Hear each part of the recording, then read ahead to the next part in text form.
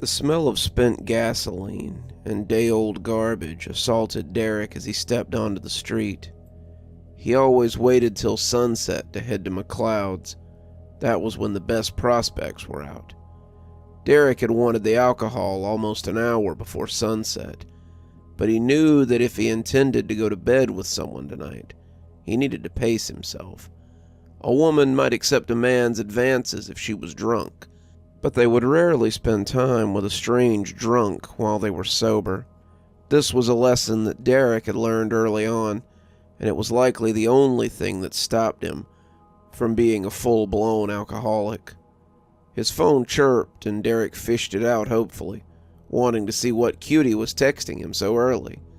He sighed when he recognized Charlene's number, asking if he would be at the bar tonight. Charlene, the one-night stand who wouldn't take a hint. He had slept with her about 5 months ago, and the sex hadn't been worth the constant dodge that he now had to run with her. Despite his better judgment, he'd taken her out a few more times since their hookup, but he had never taken her back to bed again. Derek did not stop for seconds, and as he put the phone back in his pocket, he knew he'd have to cut her off soon. Besides, he had other prospects these days. As he rounded the corner, Derek couldn't help but see the spotlights in front of the old warehouse that had once been the cannery. The man out front was doing his best, but most of the people were heading on past without a second look. Derek could feel the urge to drink, almost as strongly as the urge to bury someone who lived rent-free in his head.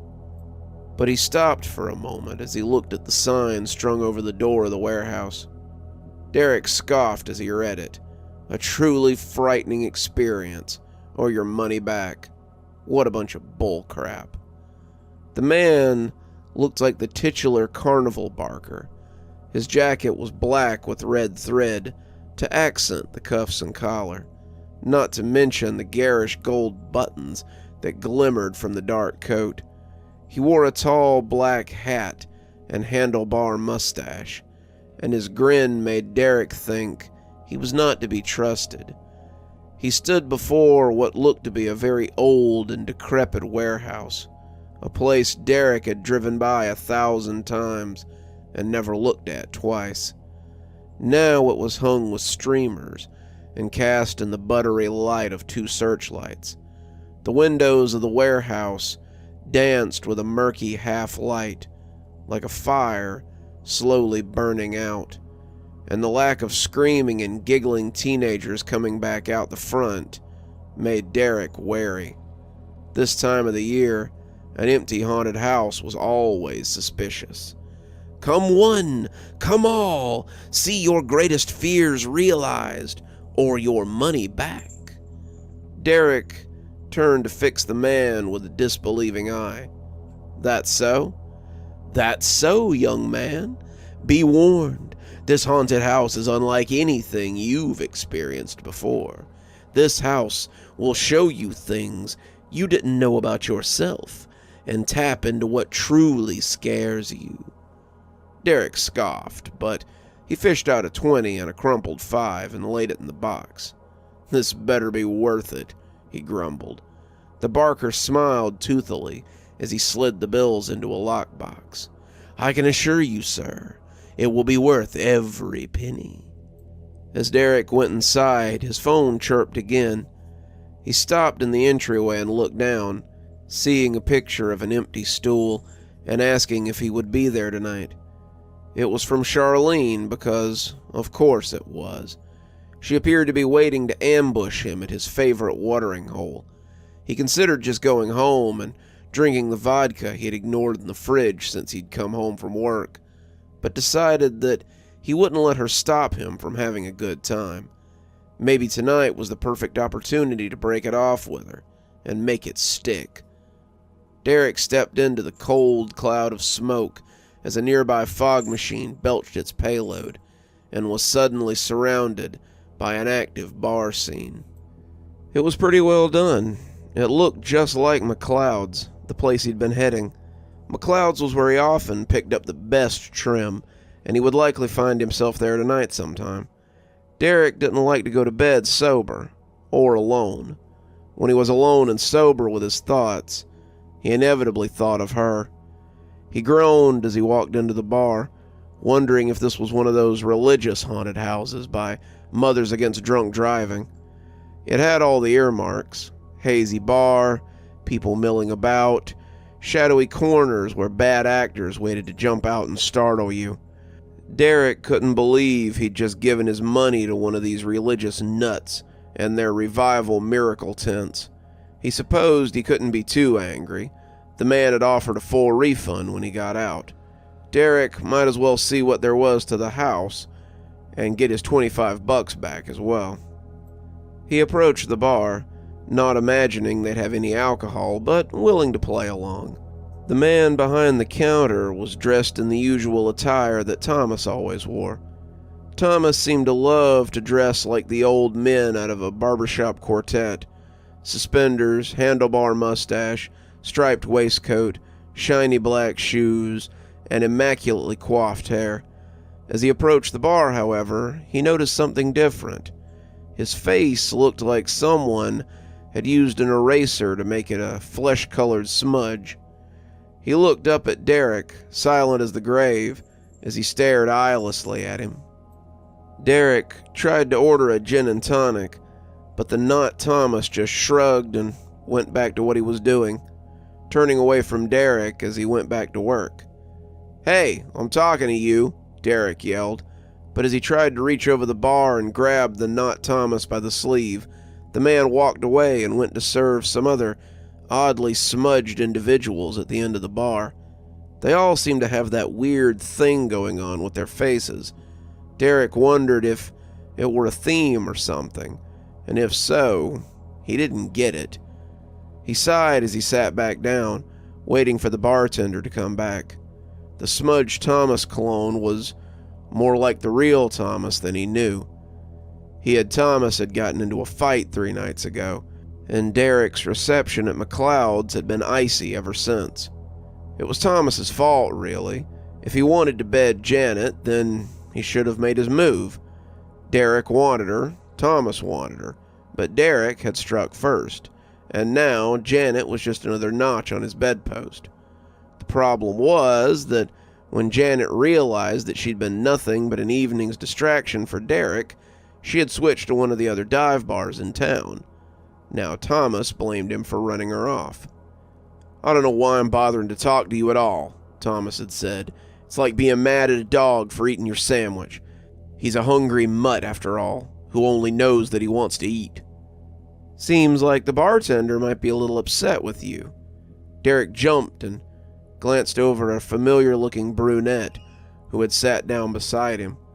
She was dressed in a short black dress, her leggings artfully ripped and her shiny black hair hung in her face. When she smiled, he could see that the teeth were slowly slipping into unevenness, but he found it charming. The longer he looked at her, the more familiar she seemed and the less like anyone else he had ever seen. "You must have slept with some girl he liked." She was drinking something through a straw with a distinctly fruity smell, but the thickness and the color reminded him more of a bag of blood. As he watched it slip up the straw, he felt a little sick to his stomach. He could see her throat working as she drank, her eyes closing as she enjoyed it, and Derek was powerless to break her stare as much as he wanted to look away. As a trickle ran down the corner of her mouth, he finally found the strength to clear his throat and glance around the smoky bar. This was definitely the oddest haunted house he'd ever been to, and he was beginning to doubt his previous suspicions of a religious experience. Do I know you?" he asked, scanning the bar to see if there was someone else that he knew. The girl was cute, but looking at her made him feel weird in a way that he hadn't in a long time. She grinned as she drank, the soupy sound of the drink disappearing up the straw, making his skin crawl. It was like listening to someone drain a corpse with a bendy straw. "Not for long, though you think about me often enough. In a way, I'm the reason you do the things that you do. I'm never far from your mind." though you wish I wasn't. You can try to drink me away, Derek, but I'll never truly be gone." Derek laughed, but there was no mirth in it. He was thinking that the woman had captured his earlier thoughts perfectly. Do you always talk in riddles to people you've just met in a bar?" He turned back, but something was different about her. Had she been wearing glasses before? They didn't really fit the elegant dress she was wearing. They were thick, like a librarian's, the kind that are more function than form. She was still pretty, but the glasses looked like a prop on the well-dressed young woman rather than something she needed. Only to people who can't understand plain speech. His phone buzzed, and Derek checked it to see that Charlene had sent him another text. She wanted to know how he was, to let him know that she was thinking about him. She was so clingy. Why wouldn't she take a hint? Didn't she realize that he wasn't being coy when he went home with other women? That he wasn't playing hard to get when he didn't return her calls or answer his door? She wanted to lock him down, but he couldn't stay with her. He'd start seeing that body as it lay in the casket, hear her words as she told him she was leaving, and the only thing that would make it go away would be the drink. I'd like to say you've grown into a fine man, but we know it isn't true. You've changed very little since high school, Derek, and I doubt you ever will." "Well, that's something to work with. Did we go to high school together then? Were you some little nerdlet that I never called back? Maybe some one-night stand I ghosted after I was done?" Had she had the pimples when she first arrived? He had only looked away for a second, but she had just the slightest hint of acne across each cheek, like a dusting of freckles.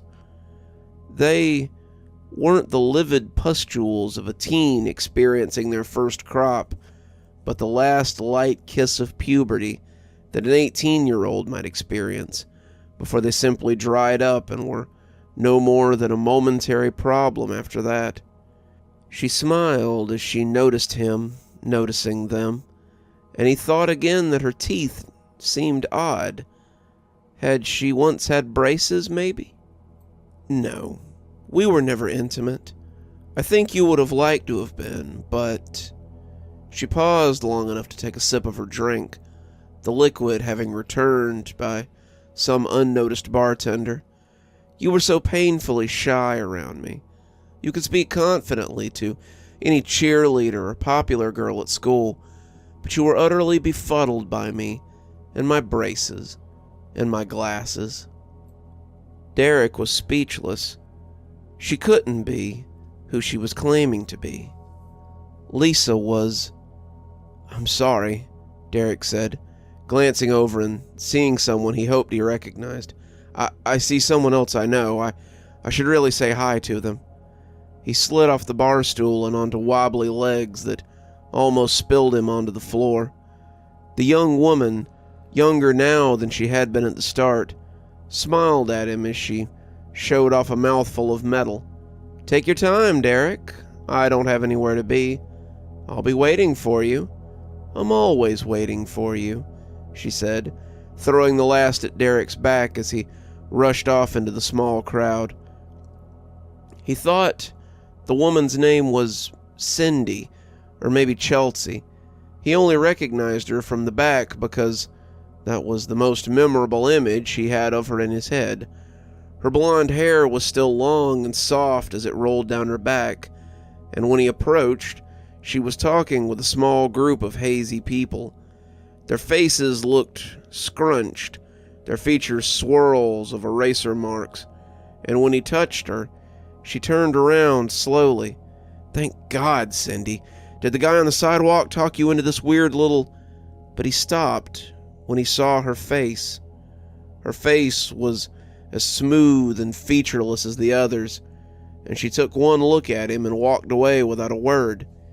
"Cindy," he called, taking a step towards her before catching sight of a familiar brown ponytail as its owner leaned over the bar.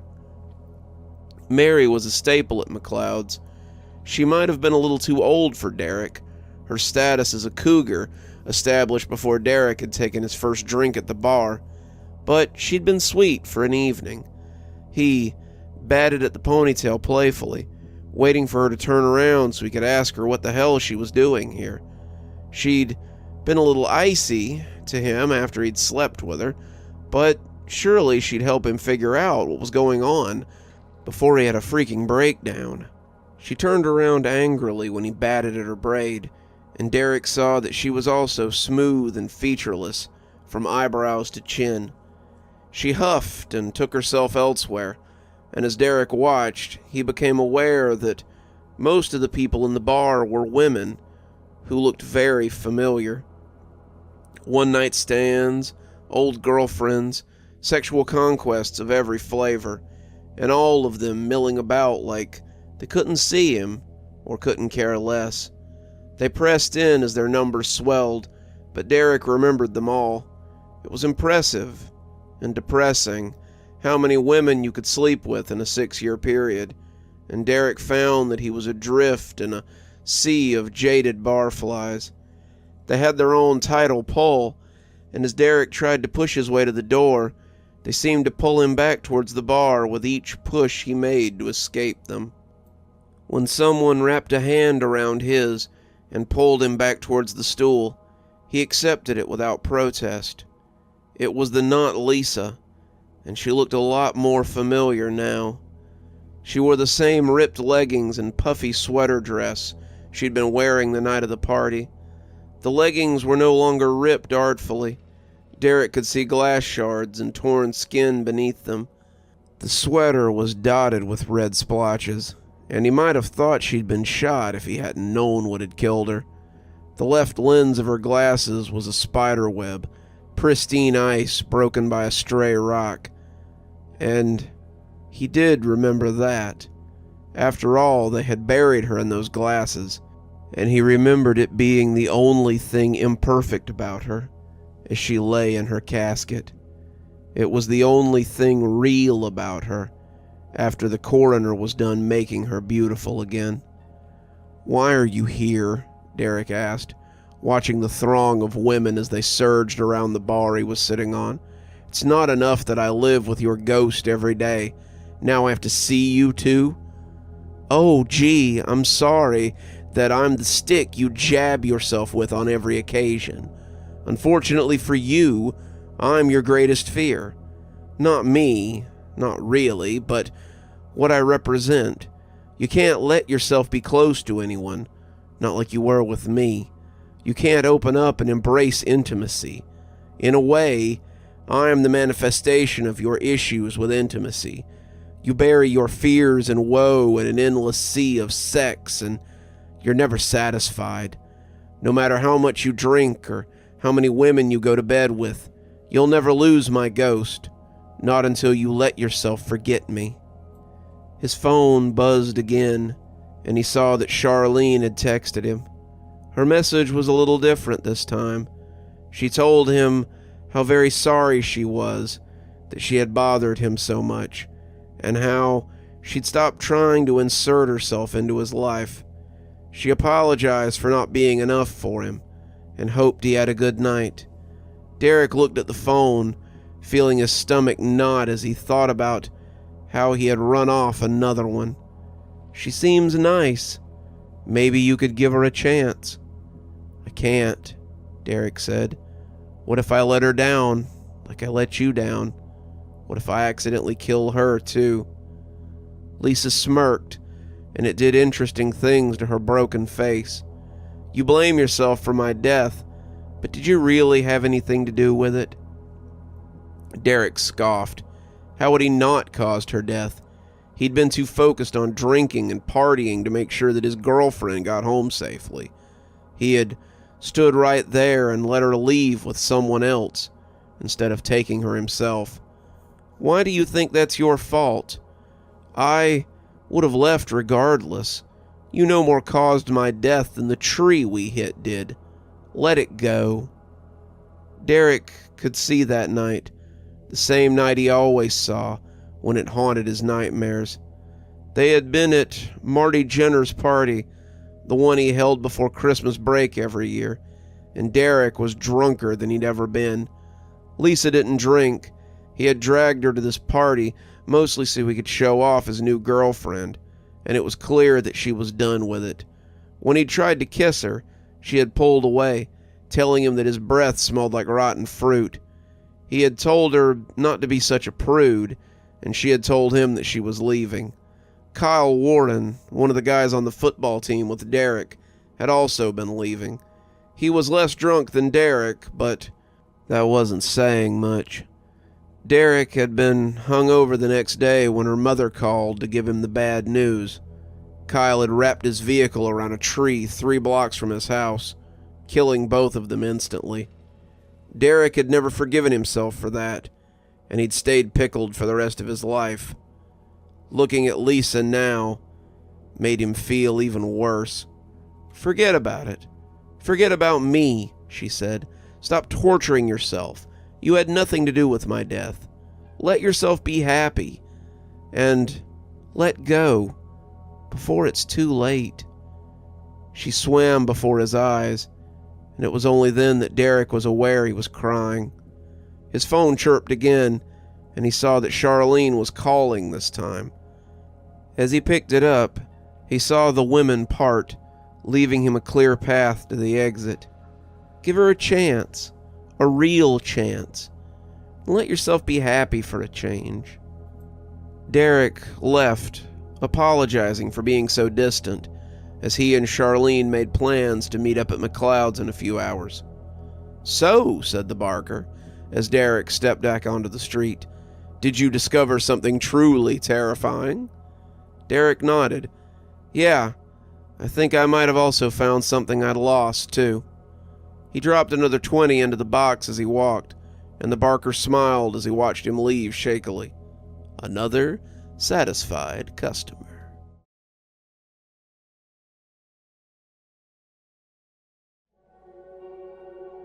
"I don't care, Melinda. I've been dry for weeks, and I'm ready to be satisfied." Melinda grabbed at him as he left the apartment, telling him to stay with the program, but Clarence wouldn't hear any of it.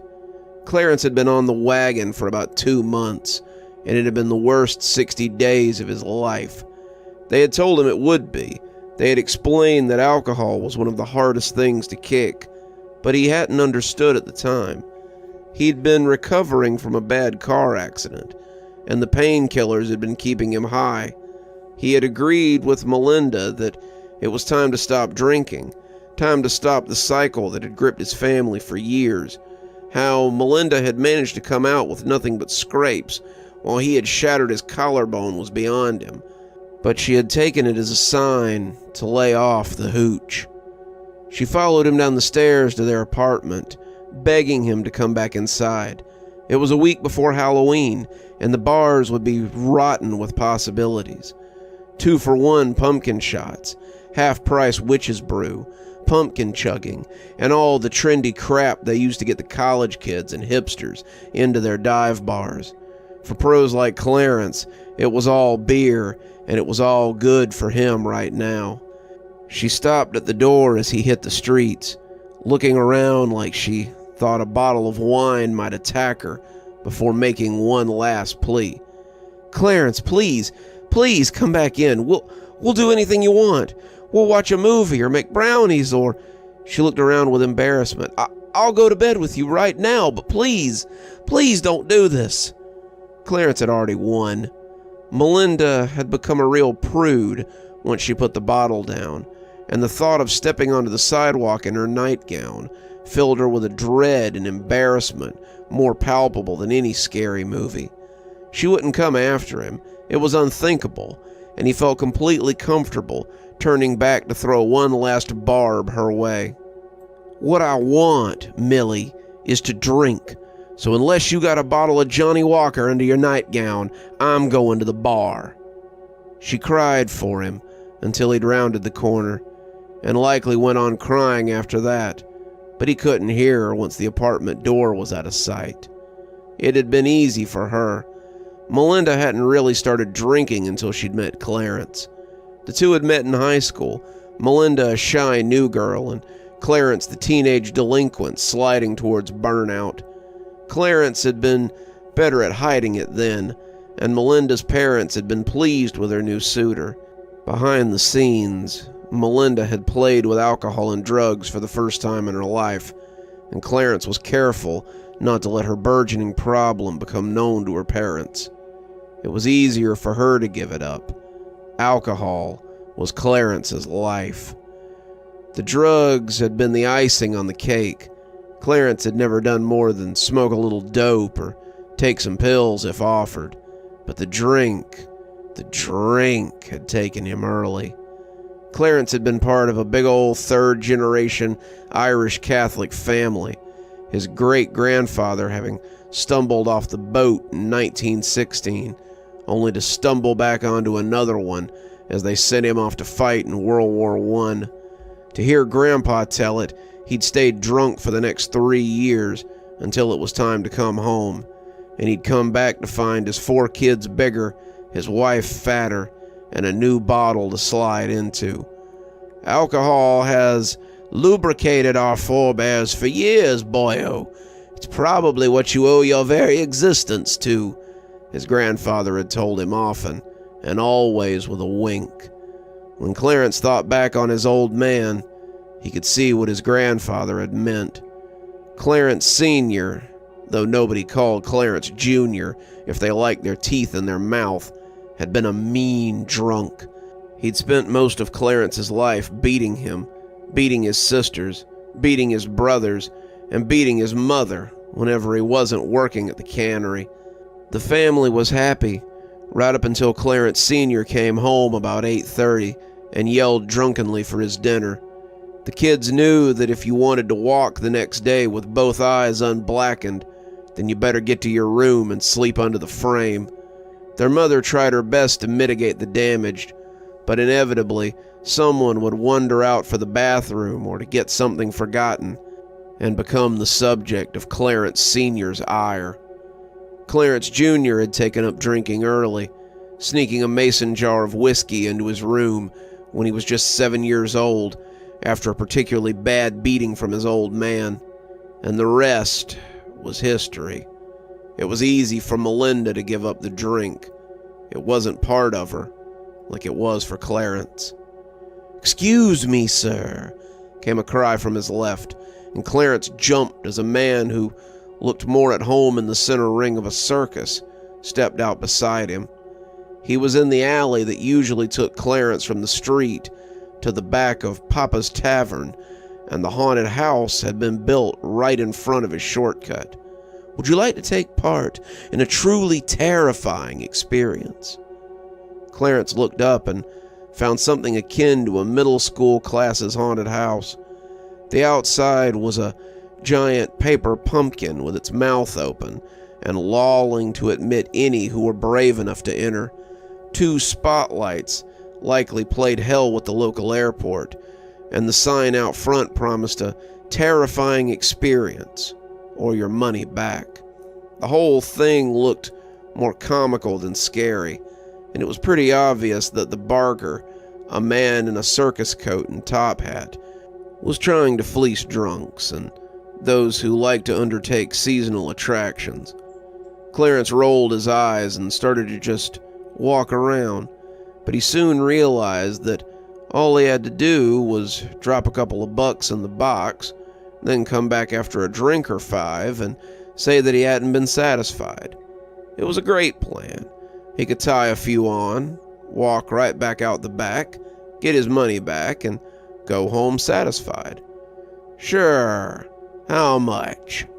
$5, said the old man, shaking a money box under his nose. "And a refund is guaranteed if not completely satisfied." Clarence rolled his eyes and dropped the money in. He stepped through the pumpkin mouth and was immediately bombarded with the smoke from a fog machine. He coughed, hating these things more than the mealy taste in his dry mouth. But when he cleared it away and made it inside, he thought he might have taken a wrong turn.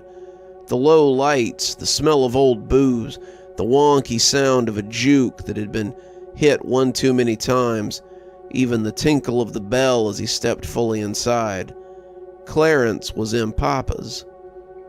He looked behind him, but it was the same door he'd come in through so many other times. The multicolored glass on the wooden front door held a swinging bell to alert the owner of guests, and as it stopped ringing, he heard Pap greet him like he always had. Clarence breathed in the familiar smell of cigarette smoke and spilled beer as he approached the bar, feeling an odd sense of homecoming in those ancient aromas. The same barflies hung around in shadowy alcoves, offering him nods or waves, but he couldn't see much beyond the lingering murk around them. "Long time no see, boyo," Pap said, and as he called him boyo, Clarence thought the old bartender looked a little bit like his grandpa. "What'll it be this evening?" Clarence shook his head. "Well, Pap, I think I'm going to start off with a whiskey and—" "Coming right up," the old bartender said, slamming a huge glass jug onto the counter. It was huge, like a jug of hobo wine, and Clarence could see that it was full of amber fire. It would have to be way more than Clarence had on hand, maybe more than he had in the bank, but as the smell hit him from the little plug hole, he knew that he had to have it, even if it was only a single sip before it was taken away. He had to have that first long sip. "Where's the glass, Pap?" he asked, looking up to find Pap was no longer there. The bag-o'-bones bartender in the greasy apron and dirty undershirt had been replaced by his grandfather. "No glasses, boyo. It's all for you, and it's on the house." He tilted his own bottle then, and Clarence winced as his lips stuck noisily in the plug hole before pulling free. "Gramps?" Clarence asked, not sure what was going on. "Aye, what's wrong, boyo? You look as though you've seen a ghost." Clarence was indeed seeing a ghost. His grandfather had died when he was 16, and it had been the greatest loss of his life. He'd been living with Gramps by then, his dad becoming intolerable after his mother had died a few years before. Most of his siblings were also living with relatives by then, the ones who were old enough to get away, and it had been the best times of his life. He shared his time between Melinda's house and his grandfather's home, and when he came back to find the old man dead after a weekend with his girlfriend and her family, he had fallen to pieces. To see him now, alive and hale, was enough of a shock to put him in the grave. I don't know," he said, his hands shaking as he reached for the bottle. He'd never needed a drink so much in his life. He suddenly needed to blink and see Pap and his toothless, filthy self standing before him as if to ask if he'd been on the bad stuff again. When the bottle grated harshly against the tabletop, and Clarence still hadn't snapped out of it, he realized this was actually happening. I saw your body, Gramps. I watched him put you in the earth. You can't be here," he stammered, as the old man smiled at him knowingly. "And why wouldn't I be? This is where all the old fish go when they've drunk their last tank." He swigged from the bottle again, and when he smacked away from it, his lips looked stretched like taffy. His face had a long, unhealthy look to it, and Clarence was reminded of something his mother had said about his father. He had asked his mother why his dad drank so much, why he did it, even though it made him so mean. But she would always shake her head and tell him that it wasn't his fault. "It's the devil, Clay. The devil lives in those bottles, and it has him. The bottle takes him, and he just can't find his way back." Clarence had always felt guilty about that when he started drinking. He felt like he'd get lost too, and then no one would find him again. He finally felt like he had stumbled into a bottle that he might get trapped inside of. "Why does it do that?" Clarence asked, looking at his own bottle distrustfully. "Do what?" his grandfather said, his voice slurry but having nothing to do with being drunk. His lips were hovering around his chin now, and the skin was slow to bring them up again. "Why does it try to keep you?"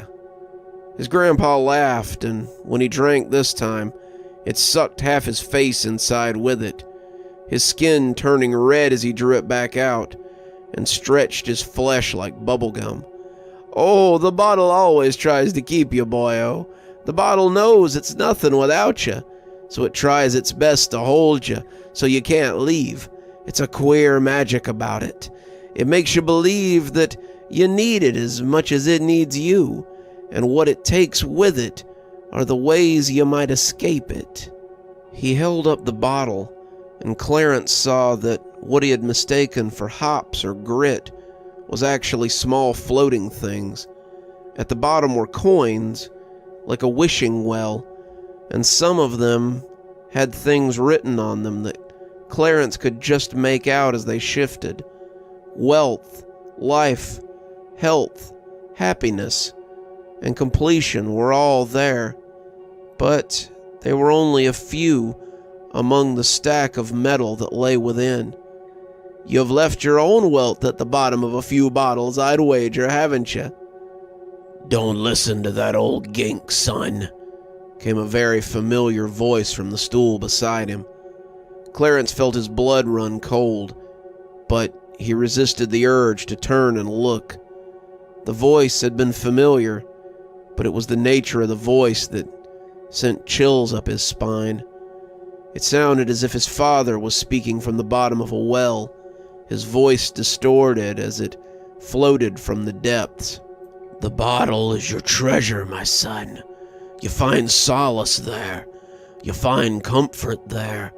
It dulls the knowledge that you'll never be anything better than what you are.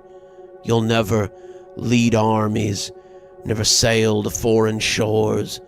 You'll never command the love of masses, and when they bury you in a pauper's grave, you'll have nothing but pickled memories to follow you down." Clarence turned his head ever so slightly, his neck a rusty hinge in a funhouse attraction, and when he saw his old man, his scream stuck in his throat. His father hadn't lived long past his grandpa, and Clarence had found him dead as well. Clarence had been forced to move back home after Grandpa died. Gramps had left him his house and a sizable inheritance, but Clarence had still been 16 and wasn't able to live on his own yet. He'd been avoiding home, staying at Melinda's house or working long hours, so he was at home as little as possible.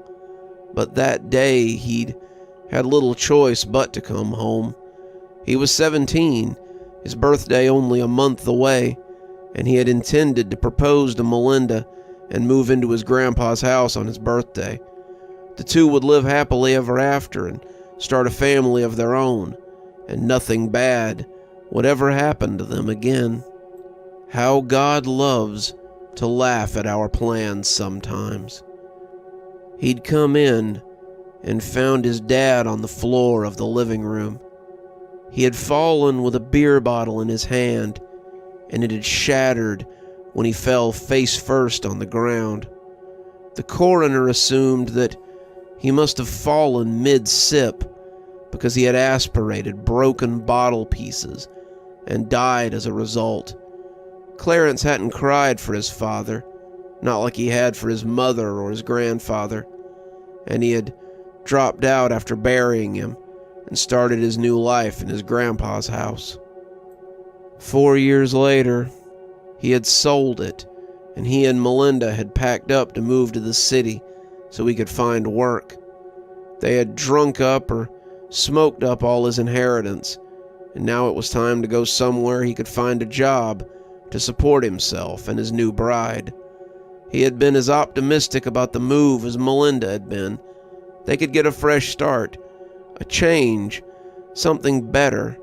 But between his drinking and her burgeoning alcoholism, the two were really just moving from one watering hole to another. Looking at him now, Clarence could see the bleeding lips and purple throat from the glass that had cut it. He was slumped over the bar, and at first Clarence thought he was just resting his head against the bottle. It wasn't until he sat up to look at him that he saw his father's head swimming drunkenly inside the glass, his crew cut rubbing against the bottom of the jug as he squinted at his boy. "Your mother told you the bottle had taken me," he said, sounding like a merman in a cartoon. "But I don't think even she knew how true it was." The jug made his purple neck bulge, but it appeared that it too was disappearing into the glass container. Soon his father would be nothing but a living jug, a slave and prisoner to the bottle, and when Clarence pushed off the bar stool, his father reached for him drunkenly. "It's too late, boyo," his grandfather said, and when Clarence looked back, he could see the bottle stretching his face like silly putty as he grinned with a sort of knowing vertigo. "Might as well stop fighting and give in. After all, it's in your blood." Clarence shrugged out of his father's grip before it could turn to iron and went pelting out of the bar at blinding speed. When the smoke again surrounded him, he coughed and swiped at the air as the familiar scent of the street came back to him. He was walking out of the pumpkin mouth, bumping people as they came in, and when the barker approached him, he jumped and looked around as if expecting the specter of his father to be right behind him. "Easy, boyo," the barker said, grinning hideously. "You've come out the other side. Was it everything I told you it would be?" Clarence reached into his pocket before he could stop himself and dropped the 16 or so dollars and crumpled ones into the box. It was all the money he had intended to drink with, and right now he wanted to be rid of it. If he didn't have it, he couldn't drink, and right then he really wanted to be drunk. Thinking of drinking, however, made him remember that strange hell he had been in, and he thought that maybe he had really taken his last drink. "And more," he breathed, excusing himself as he ran back up the street, intent on apologizing to his wife and begging for her forgiveness. They would work the steps. They would get through tonight, and Clarence would have a great story to tell the next time he was in group. Clarence might even recommend the haunted house to a few of his friends in the group who were having trouble with sobriety.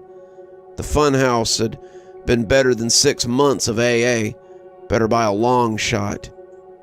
Barker smiled at the man's back as he hurried up the road to whatever hole he had scuttled from. Another satisfied customer.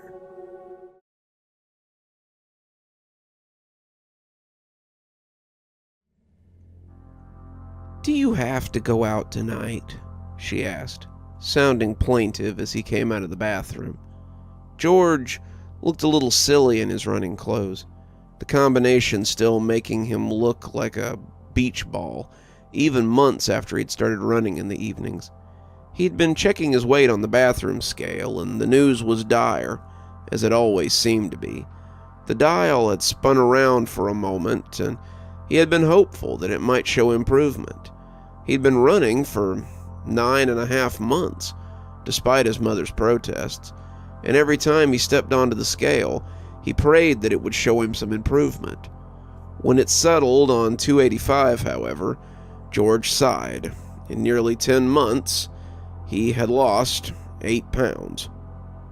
As disheartened as he was, George couldn't say this came as much of a surprise.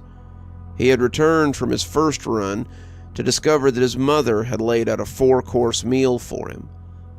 "I do," he said as he patted his belly and prepared to be stared at. "It might take my mind off the candy I see absolutely everywhere." His eyes lingered on the bowl by the door, a bowl that would be a lot lighter 2 nights from now. His mother looked at him from the couch, and with her girthy form seated on the old lime-colored couch, he felt a little guilty as he thought of her as a frog on a lily pad. She had been this way for as long as he could remember, but these contrasts were something that he had only recently began to think about. "Why not stay in tonight?" she asked, smiling wetly as her neck grew smaller and her chin threatened to rest against her breasts. "I've got candied apples and chocolate pretzels, and I'm working on some pumpkin seeds that are almost ready to come out of the oven." "Nibble, nibble, little mouse. Come have a taste of my candy house." That one hurt his heart, and he knew he had to go before he let these feelings worm their way to the surface. "No, I need to be diligent about this," he said. "I'm nearly 300 pounds, and my doctor says—" "Oh, nuts to what he says. You're the picture of health. Those doctors get paid to fill your head with bad news. Come sit with me. We can watch a Halloween movie and nibble some snacks, just like we used to when you were younger." Yeah, George reflected. There had been a lot of nibbling over the years as they sat together. A lot of nibbling, and very little else. "I need to do this, Mom. I need to..." "To what?" she said, her voice suddenly on edge. "So you can leave me here by myself? If you're in such a hurry to leave your mother behind, then go. Don't come crying to me when nobody is waiting for you when you come home." "Mom," George said, taken off guard by the shift. "It's not..." "Just go," she said, waving her hands. "I wouldn't want to keep you from your new life." George started to stay, started to give in yet again, but instead he kissed his mother on her flat, oily hair and left. She would be back to normal when he came back. She always was, and he wasn't sure why the flashes of anger always caught him off guard. He got to the sidewalk as the last golden rays of afternoon tried to assert themselves on a city prepared for night. He popped his earbuds in and started jogging, trying not to pay attention to the people around him. He knew there was a certain amount of jiggle going on, but he didn't care. He couldn't afford a gym membership, and there was nowhere else to run, unless he took a bus to the park, which was just as crowded. People would stare wherever he went, which was the other reason he hadn't lost any weight. George didn't really have a problem with eating. Not really. George had a problem with anxiety and confidence. George had always been a big guy, but his weight gain was something that had happened in the last 5 years. George's father had died when he was 7, and it had nearly broken his mother. The fact that his father had died of a heart attack was irrelevant to her, and she had turned all of her attention to George. George's dad was a big guy, though George knew that hadn't always been the case. Before they moved in together, George Sr. was in great physical shape, and he'd been on his fraternity's rowing team and had done track well enough to go to nationals a few times. It wasn't until he got married that some of that muscle began to turn to fat. By the time George was born, his father was pushing 300 pounds and was a certified couch potato. George was actually the same age his father had been when he and his mother had gotten married, and he wanted desperately not to share his father's fate. He saw the woman's eyes widen as she stepped out of his way, his jog becoming a run, and it hurt his stride a little. George got looks like that pretty often, and he didn't think people realized how much it affected him. George didn't want to be this large. He wanted to be able to run down the sidewalk without making people nervous that he would trip and crush them, but as he watched them step away from him and saw the looks on their faces, he knew that he would stop soon and step inside the bakery about half a mile from his house. If not the bakery, then it would be Bellini's Italiano, or the Blimpies, or some other place where he could eat his anxiety away. As it happened, It was none of those.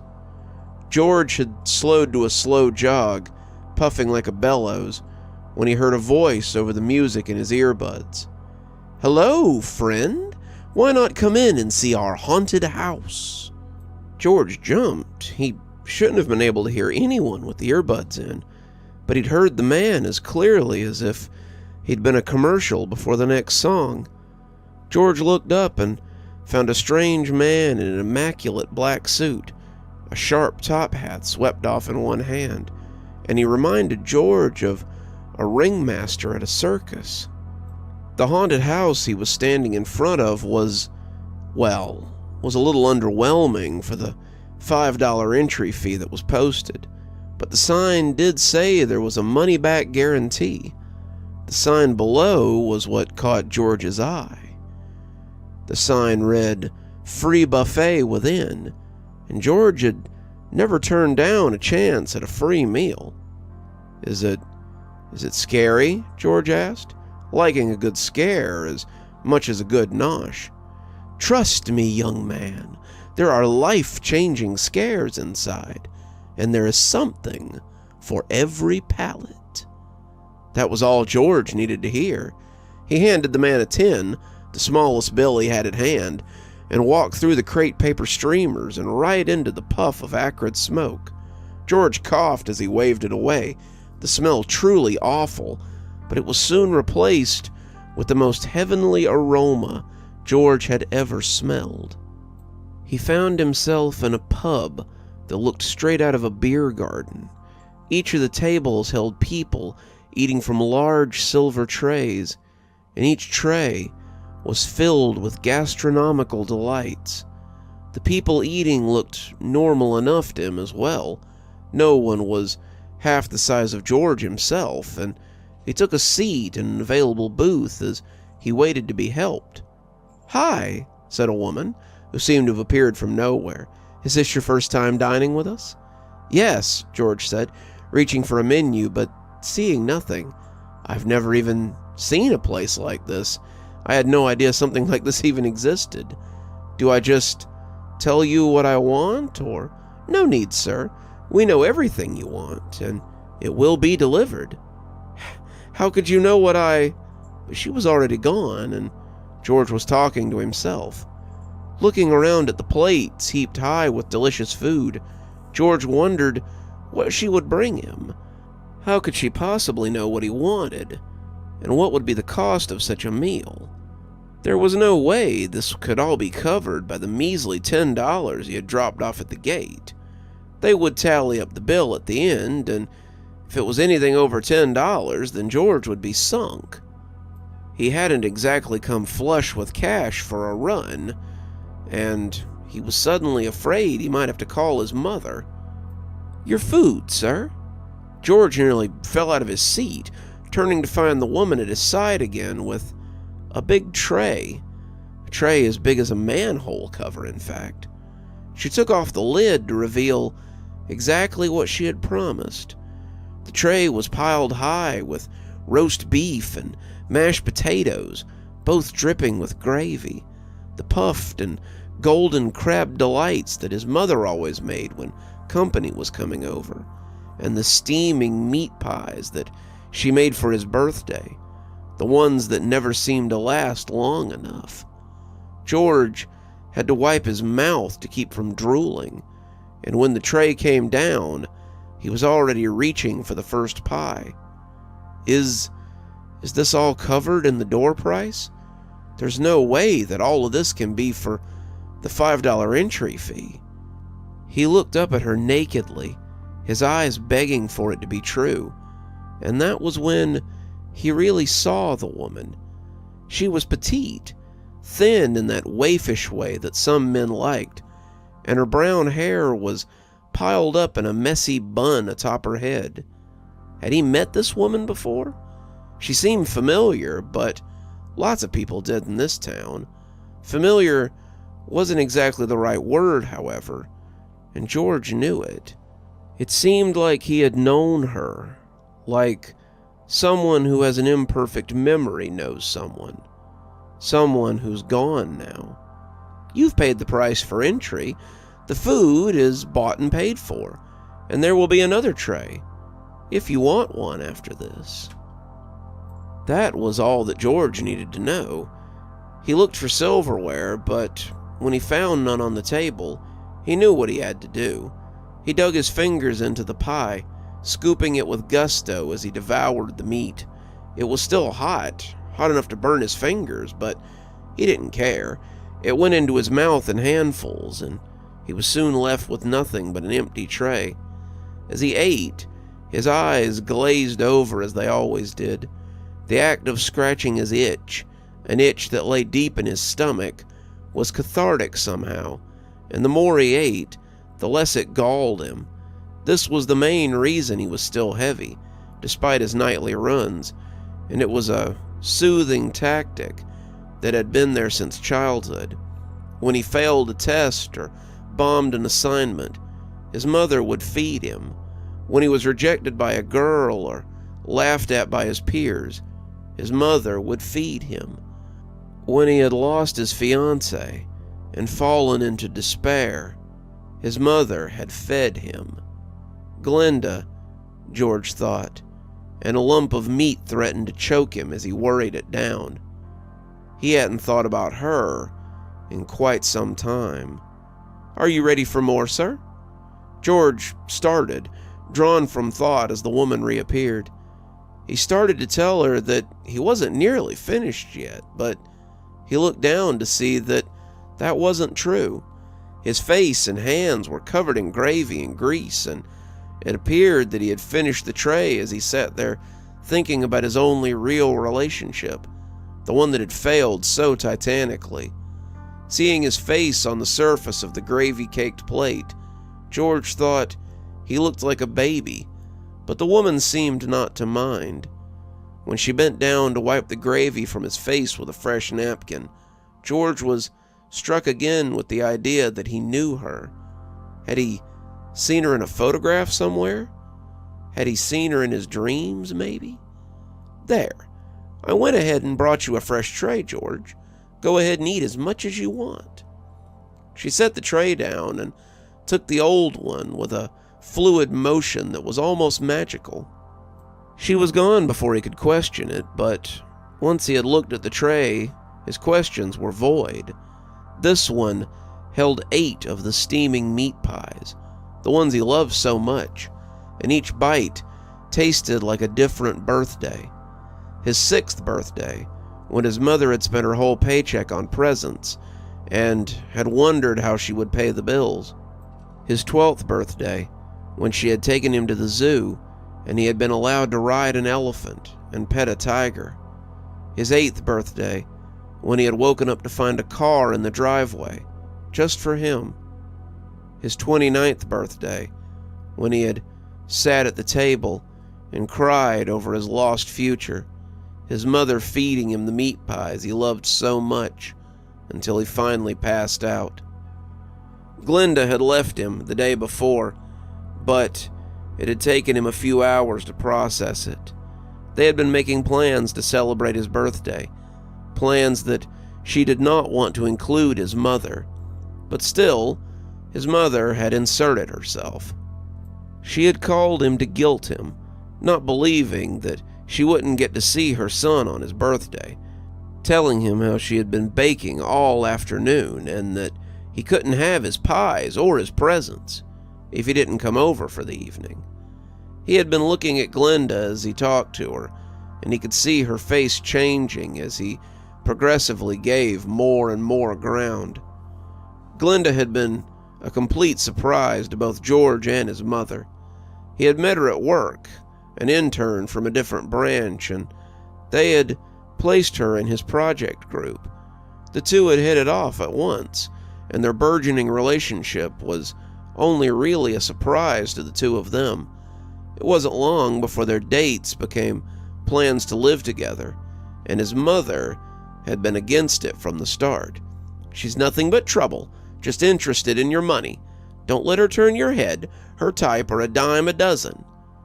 This time, however, George hadn't given in. A month after that conversation, the two had been living together, and George had been smitten. They had gotten on well, the two doing their chores easily, and Glenda cooked almost as well as his mother. They enjoyed each other's company and enjoyed learning about each other, and when George proposed, the only one that had had a problem with it was his mother. "She's no good for you, Georgie. When are you going to see that you're better off without her?" "Well, if you marry her, I won't be there. I won't watch you throw your life away."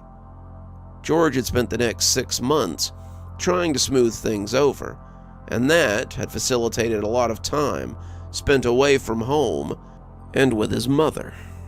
Glenda understood, but she was beginning to hate being the second most important woman in his life. They'd been arguing as his birthday got closer and closer, and when he hung up the phone and told her they would be going to spend the evening with his mother, Glenda had refused. "No, if you go and give her what she wants, I won't be here when you get back." George hadn't understood, but when she went to their room to pack a bag, he had finally got it. "I can't be the second most important woman in your life, George. If you want to marry me, I have to be your priority.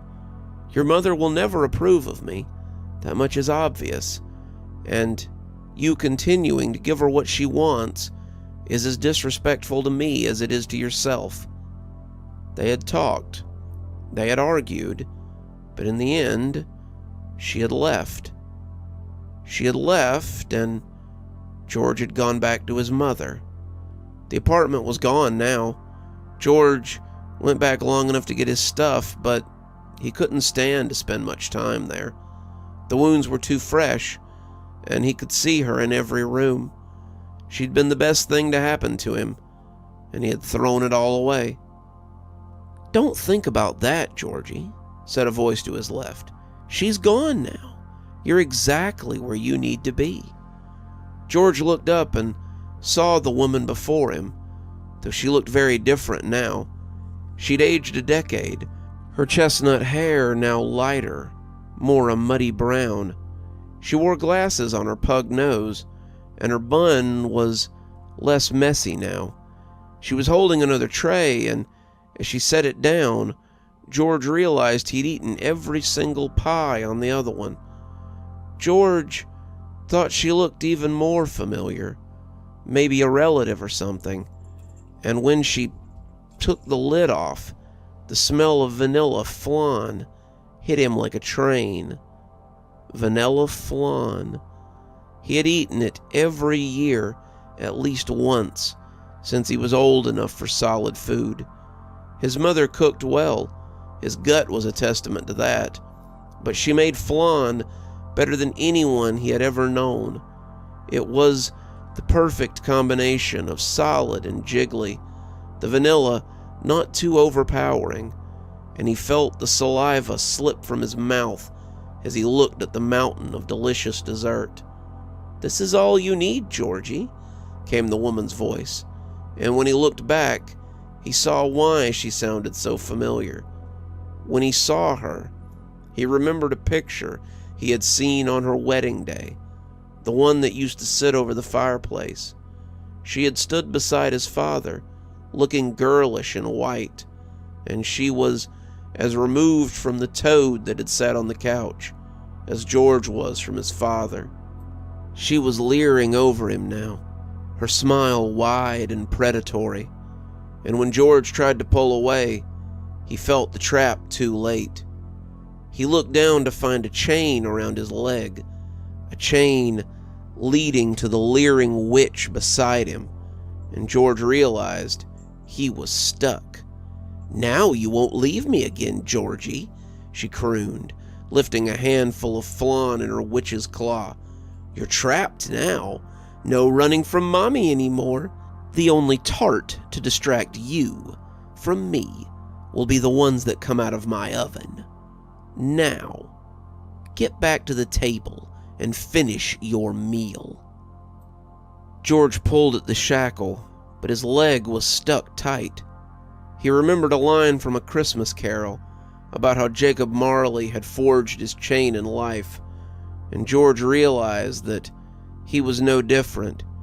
He had forged the chain that connected him to his mother over years and years, making her as dependent on him as he was on her. The two were chained together in a parasitic relationship, and neither of them benefited from it. "No," he stuttered, his voice cracking as the chain drew taut. "No, I won't. You can't. You can't do this to me. I'm a grown man." But even as he said it, he realized it was a lie. Suddenly he was a little boy, the thing he would always be to this woman, and they were standing around the family dining table.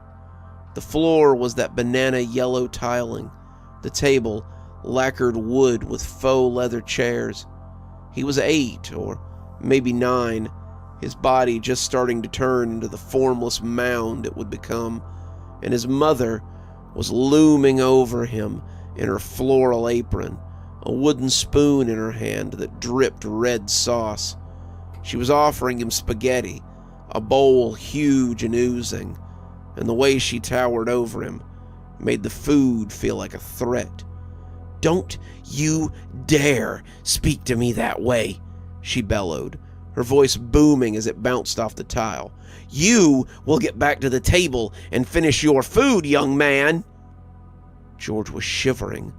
The woman standing over him was a cruel stand-in for his mother, crueler even than the toad analogy had ever been. She truly was the witch now, inviting children into her candy house so they could be eaten. George knew that he had to get away, but the chain wasn't the only thing keeping him here. Despite her overbearing pressure, his eyes still strayed to the spaghetti that hunkered on the plate.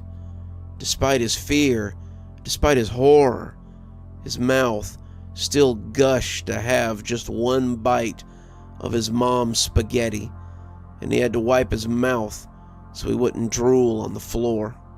His mother was not the biggest problem, and until he kicked his dependence on food, he would always be shackled to her.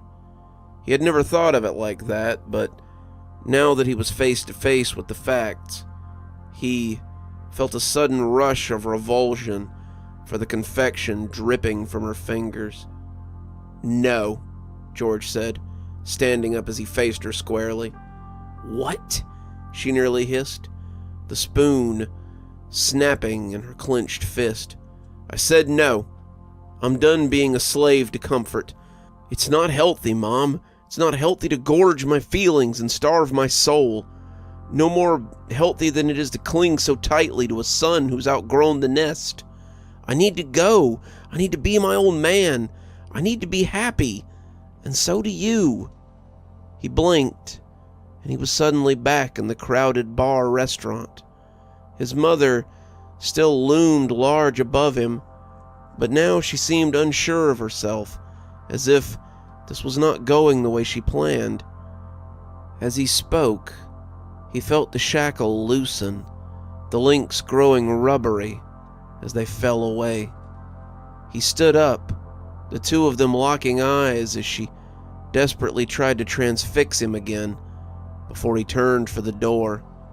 She shrieked after him, calling him back, but George was walking out of the restaurant.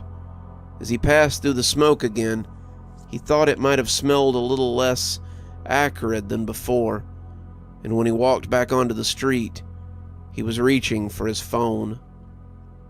"I trust you found enough to eat," the barker said, smiling knowingly as George reached into his pocket and dropped his remaining 10 spot into the box. "I believe I may be satisfied for the first time in my life. Thank you, sir," he said. Her number was still in his phone, and she picked up on the second ring as he walked away from the haunted house. "I know I have no right to ask you, not after what I put you through, but I need help, and I'm ready to accept that you might be right." The barker smiled as the man walked away, making his plans as he put the past behind him. "Another satisfied customer," he whispered.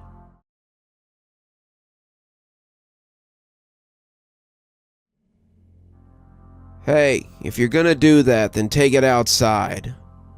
Rita was about 2.5 sheets to the wind, but the sound of Dominic's less than docile tones brought her back down to half a sheet.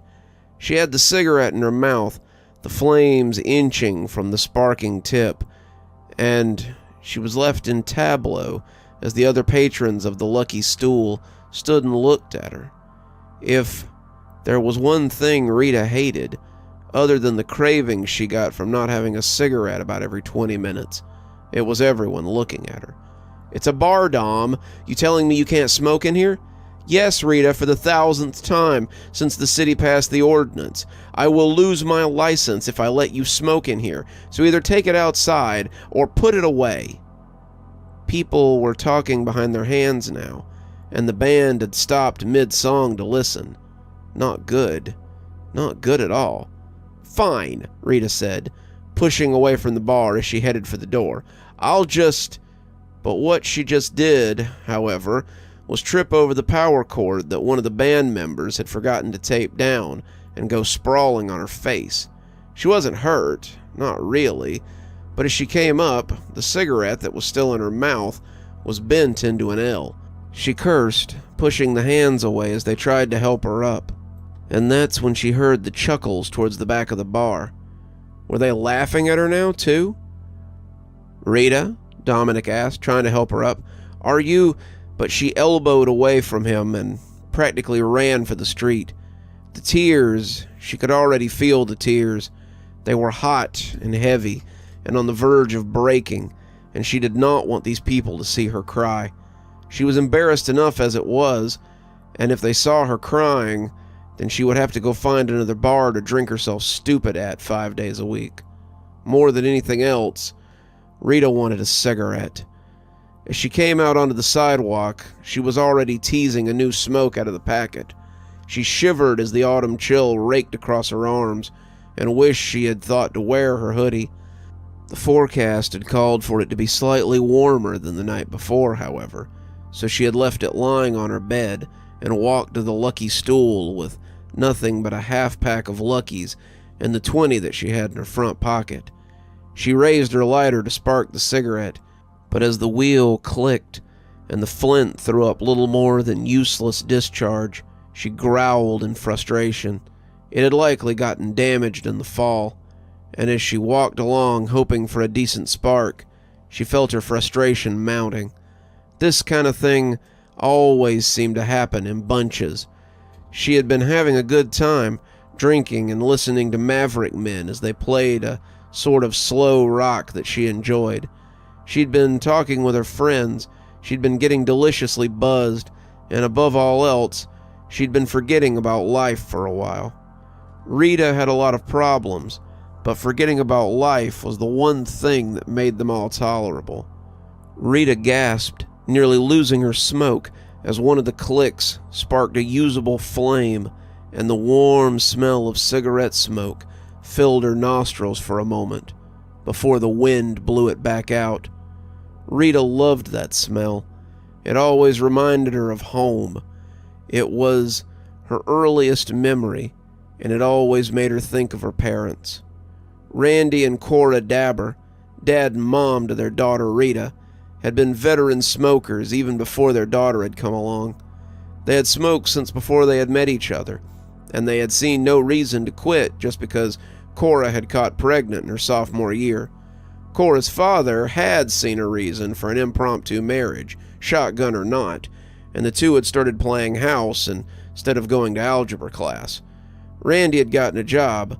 Cora kept busy keeping the 2-bedroom trailer that sat at the back of her parents' property, and the two had been happy enough.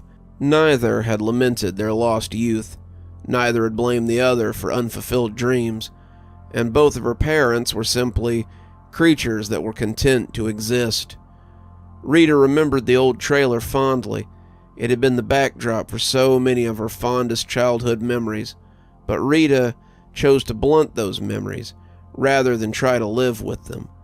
The one thing she did remember was the smell of cigarettes. Rita's parents were chain smokers, 2 packs each a day sometimes, and the trailer was always possessed of a thick smell of tobacco. Rita didn't mind, though she knew the other kids did. Most of her friends told her that she stank, that her clothes smelled smoky, but it always brought Rita comfort. She was like a child who has long ago learned to ignore the smell of litter boxes or a favorite food as it cooks and find a sense of homecoming in the smell. That being said, sometimes the smoke reminded her of something else. Sometimes, when she couldn't use the booze or the nicotine high to forget, the smoke reminded her of that night when she came home to find her parents weren't the only thing smoking. Those thoughts had been what drove her to drink, and what had ultimately driven her to the bar again. Rita was only 24, too young to have thrown her life away, but that's what she had done. She had let the dreams of that burning house and that hopeless cough bring her gasping from sleep every night since she was 16, and over the years, it had taken its toll. She had gotten lucky, and someone had noticed her art in high school. They had extended her a scholarship to Praymore, a little art school in town that worked with up-and-coming talent. She had been taking classes, working on her craft, and her aunt had been proud of her for making it on her own. But the longer she came awake with the smell of that burning house in her nose, the more she had been nursing those burns with cigarettes and alcohol. She had been drinking since high school, more so after the accident, and the cigarettes had become more than a guilty pleasure once she didn't have to sneak them. She didn't enjoy them. Well, that was a lie. She enjoyed the euphoric rush of nicotine as it filled her, but that wasn't what she craved. When she lit the tip and smelled the burning tobacco, she was transported back to that old trailer, to a time when she sat between her parents on the couch and smelled the aroma of stale cigarettes. For those few moments, she was home. She too became a chain smoker, especially when she drank, and with every one she lit, the peace in her mind became more and more fleeting. The alcohol helped too, especially when it came to sleep, but it was a self-destructive combination. Eventually, between cutting classes to smoke or showing up drunk from the night before, they had little choice but to put her out. Sort yourself out, Rita. You're a talented artist, but you have picked up some self-destructive habits. We want to see you succeed, and we wish you wanted the same. That had begun Rita's spiral, a spiral that had taken her to this very spot on the sidewalk, with her bum lighter and her unlit cigarette that was just waiting for a "Need a light, ma'am?" Rita jumped as the stranger's face was lit momentarily by the dancing flames of his silver lighter. She turned to find a carnival barker standing 2 feet away from her. She had come up the sidewalk, not really looking where she was going, and had found herself in front of a shabby-looking haunted house. It had been covered with a stage curtain and looked to have been built into the mouth of an alley. From the streamers to the decorations, the whole thing just screamed Dollar General rush job, and it all looked very cheap. Rita leaned down to accept the light, however, before thanking the stranger in the over-the-top suit. "No problem, young lady. I wonder, however, if I might interest you in a trip through our haunted house. It's only a $5 donation, and we guarantee your money back if you do not have an authentic, life-changing experience." Rita took another look at the frankly lame-looking haunted house and reached into her pocket to see what she had available. She had drunk up a lot of her folding money already, but she found 8 crumpled ones in there and tossed 5 into the box. She wasn't planning on experiencing much of anything in there, but it was October, and she'd take advantage of a free haunted house.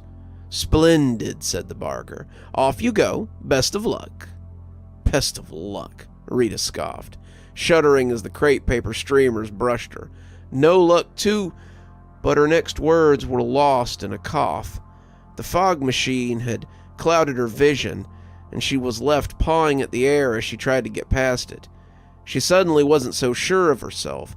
The smoke had turned into a fog bank, and the acrid fumes smelled less like party store smoke juice and more like the thick, choking smoke of a house fire. The same miasma that she had inhaled that night. The same thing that had...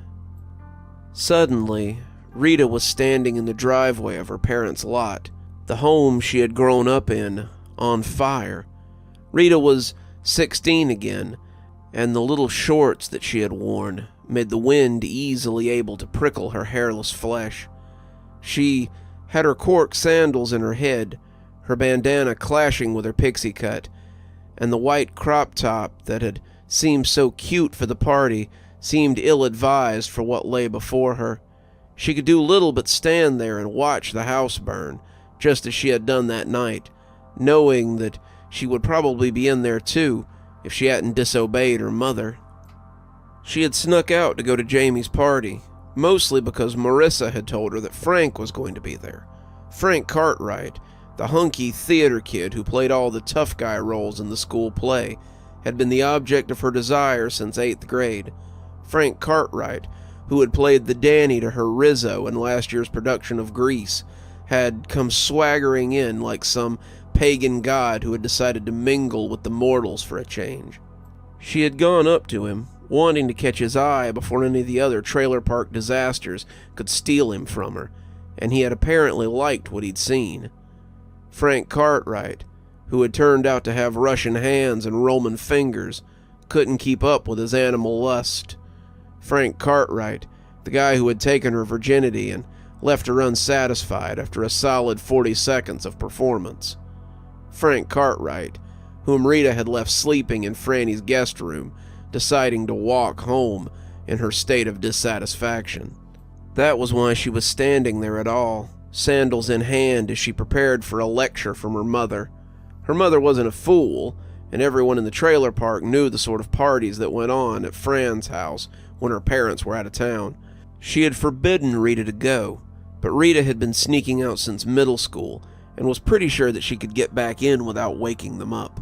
If her mother was waiting up for her, however, there was likely to be an ass chewing.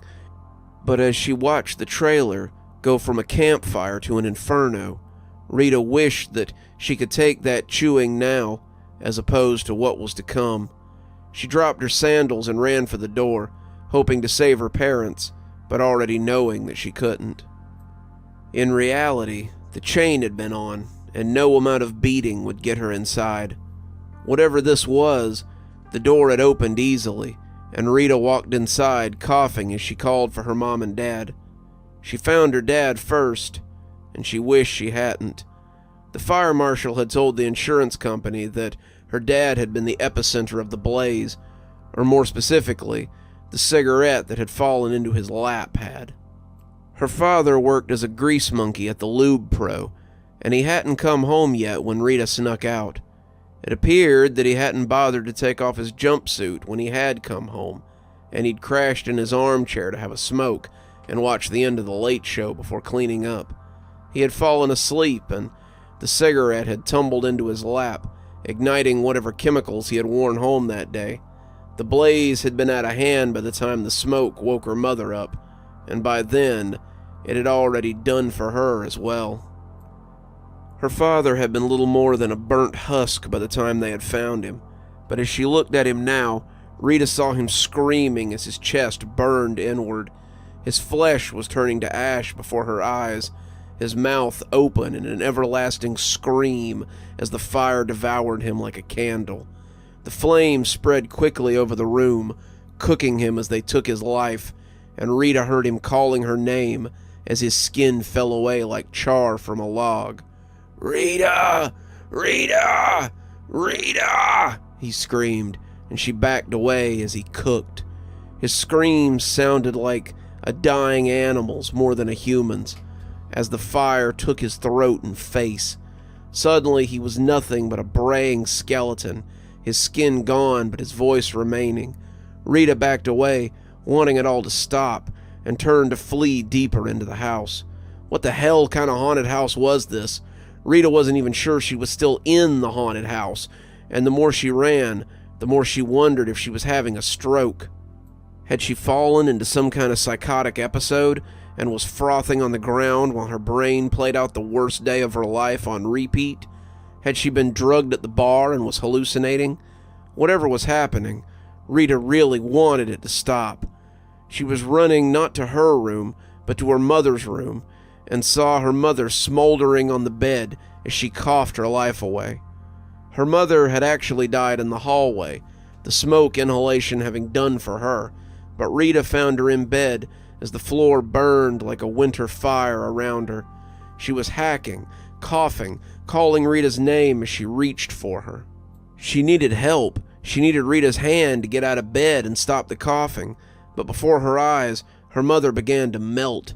Her skin puddled on the bedspread like hot clay, and she fell inward with a patter like boiling oil. Her eyes fell out of her head, rolling like marbles as her skin cooked, and Rita screamed as she backed out into the hall.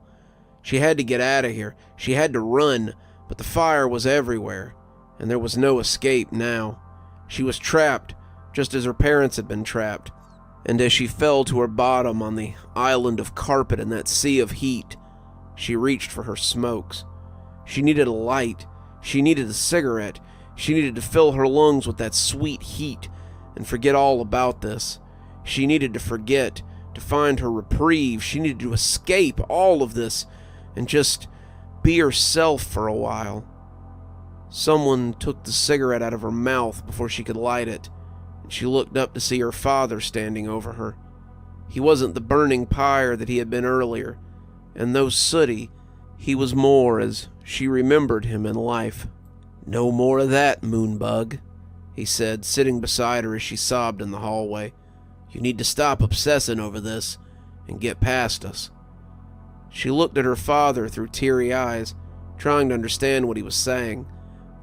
But, no buts, kid. It ain't healthy. You aren't responsible for what happened to us. If anything, it was my carelessness. But if I'd been here," she started. But as the bedroom door opened, she saw her mother coming gracefully out of the room. She was in her plain nightgown, her hair in curlers like she'd been on the night of their last fight. But she was all smiles now as she took her seat on Rita's other side. "You'd be dead too, very likely. Rita, this wasn't your fault. You can't blame yourself for what happened to us. And there's no reason to smoke yourself to death trying to remember us either." Rita put her head between her knees, the tears now silent as they wet her skin. "But," she started trying to articulate how they made her feel, "but for those few moments that I smell the smoke and taste the burn, it's like we're a family again. I can remember being happy in our trailer, happy with myself, and I can forget that I had to wait alone for the fire truck as I listened to you cough yourself to death." Her mother put an arm around her, and it was so real that she had to look up to make sure she was actually there. "It doesn't matter, Rita. The longer you wallow in the past, the longer it will be before you get over it. Throw these away. Live your life. And let us go. You could be so much more if only you'd let us die." Rita reached into her pocket and pulled out the Luckies, looking at the comfortable red and white packaging. Luckies were the brand that her father smoked, and she always remembered seeing the top poking out of his shirt pocket. Her hands trembled as she tried to make them work, and Rita was afraid for a moment that she wouldn't have the strength. "Do it," her father said. "Cast us off. Live your own life." Rita felt fresh tears as she tossed the package into the fire, and when she wiped them away, she was alone in the dark and dirty alley. There was no fire, no ghosts of her dead parents, but that didn't mean that she hadn't found something. She wobbled a little as she walked through the smoke and crate paper, walking up to the barker like someone in a dream. "I do hope your experience was But she cut him off as she wrapped him in a hug. "Thank you," she whispered, pulling away as she walked down the sidewalk, heading for home. She could email the school tonight and begin taking classes next semester. It would be hard work, but she could manage it. Rita was stronger than she knew, and she felt lighter now, lighter than she had since she was a kid. The Barker smiled as her stride gained confidence, losing the unsure sway that it had held when they had began. Another satisfied customer.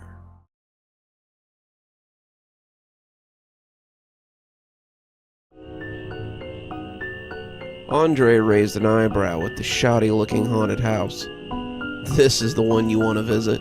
he asked Miguel, as the two stood on the sidewalk. This time of the year, the city had a haunted house on every corner, it seemed, and Andre wasn't sure why Miguel wanted to visit this one in particular. "What's wrong with it?" Miguel asked, looking out on the small crowd out front. "I read about it online. They say it's supposed to be wild." Andre rolled his eyes. Miguel put too much stock in Reddit and Instagram sometimes.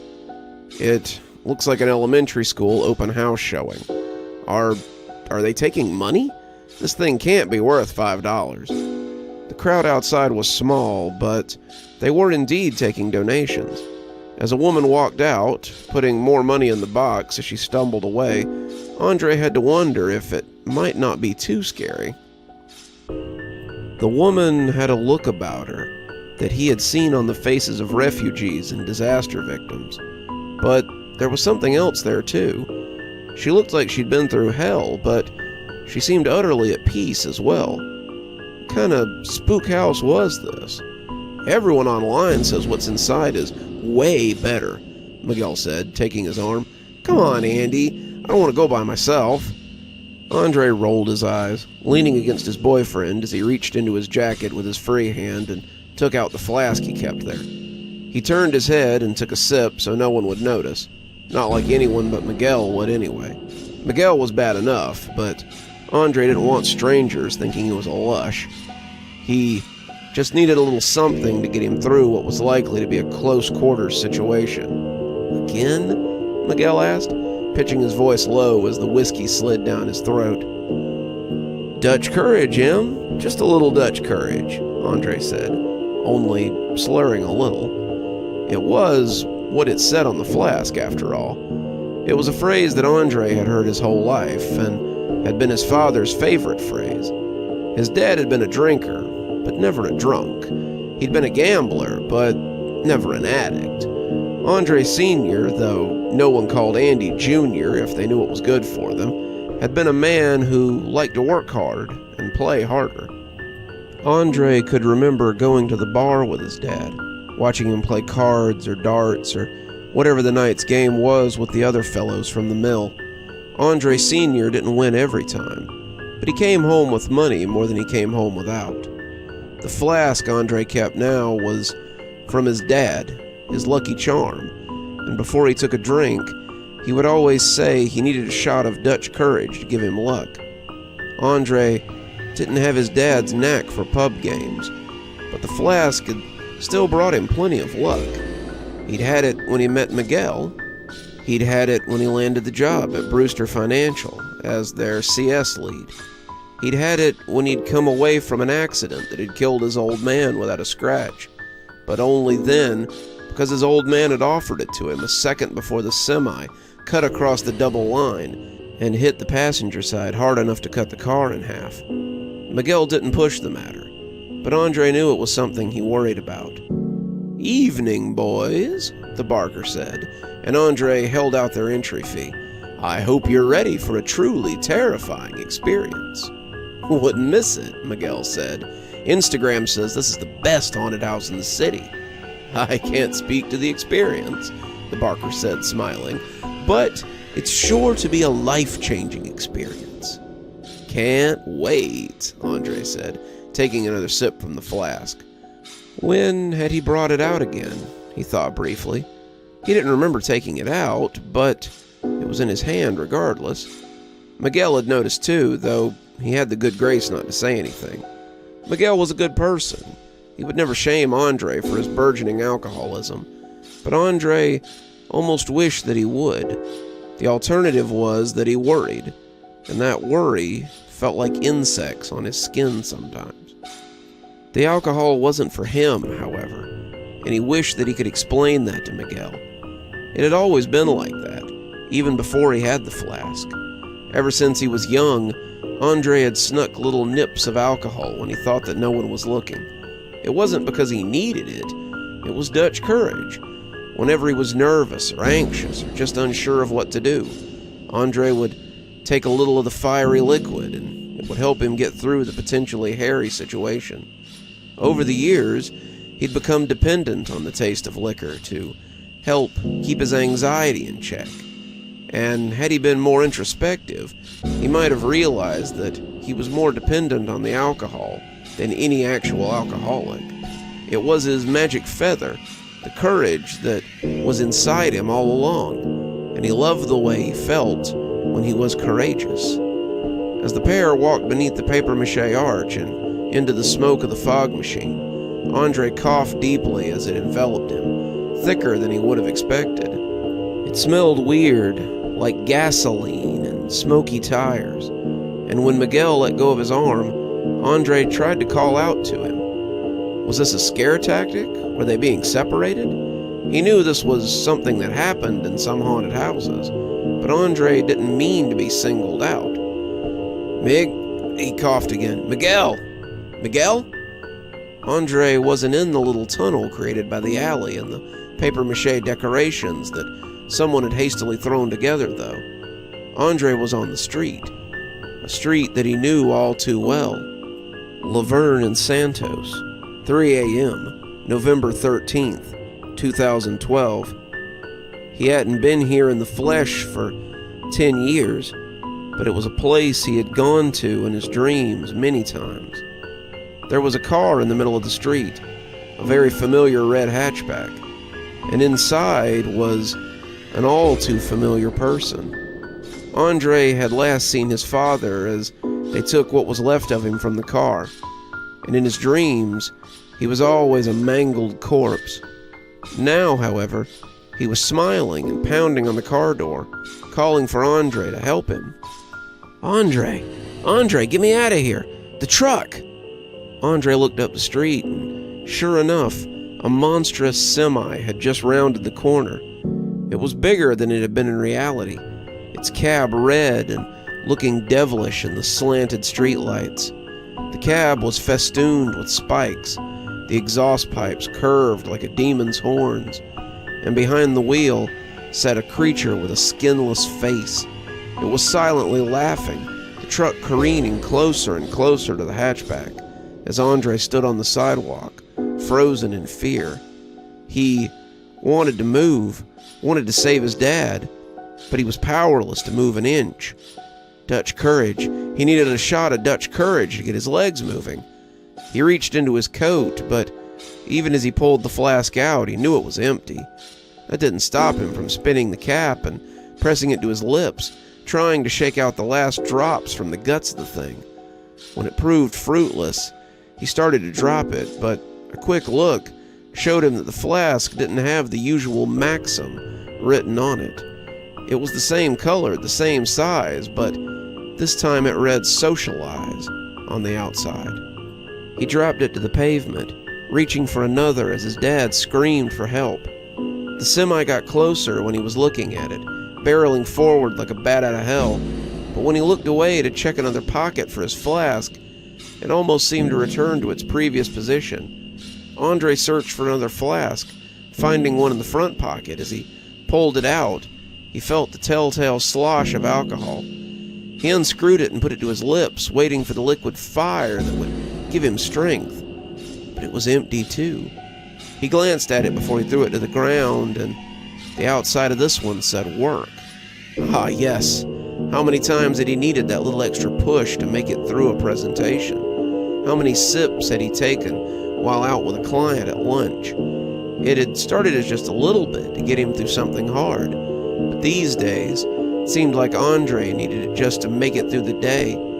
He shook off the thought, needing to help his dad, but as he searched for another, he heard a new voice calling from the car, a voice that made his blood run cold.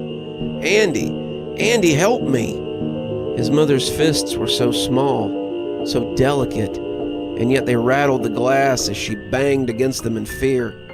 Andre searched, his anxiety fresh as the loss mounted. Andre and his mother hadn't been as close as he and his father, but in the wake of his dad's death, they had clung to each other for strength. When he'd come out to her a few years ago, afraid of how it would change their relationship, he had cried when she accepted him. As they hugged each other, Andre was glad for the first time that his father had died before he had fully come to terms with his own sexuality.